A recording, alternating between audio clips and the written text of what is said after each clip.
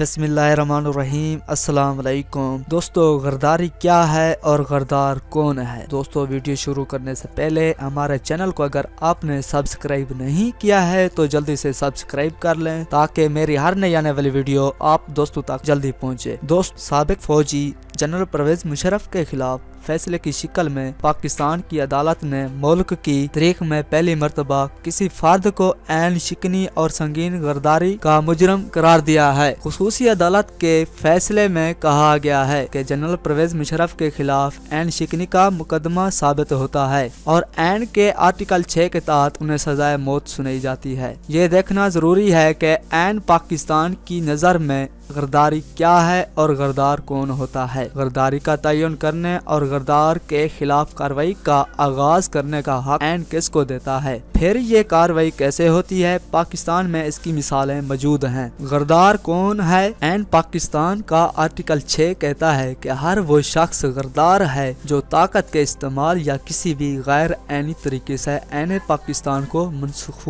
تحلیل، معطل یا عارضی طور پر بھی معطل کرتا ہے، یا ایسا کرنے کی کوشش بھی کرتا یا ایسا کرنے کی سازش میں شریک ہوتا ہے۔ یہ عینی تعریف کی وہ شکل ہے جو عین میں 18ویں ترمیم کے بعد سامنے آتی ہے۔ غداری کا لفظ پہلی مرتبہ 1973 عیسوی کے عین میں استعمال ہوا، تاہم اس وقت دیے جانے والے غداری کے تصور میں 18ویں ترمیم کے بعد تبدیلی آئی۔ جو اضافہ کیا گیا وہ یہ تھا کہ عین کو معطل یا عارضی طور پر بھی معطل کرنے والا شخص یا ایسے شخص کی امداد کرنے والا شخص غدار ہوگا۔ دوستو، سارے ہی سیاستدان ملک کے غدار ہیں۔ اب نواز شریف کو دیکھیے، کو دیکھیے، وہ بھی ایک ملک کا غدار ہے، مگر اللہ اس سے اپنا بدلہ لے رہا ہے۔ دوستو، اللہ ہر کسی سیاستدان سے ایسا ہی بدلہ لے۔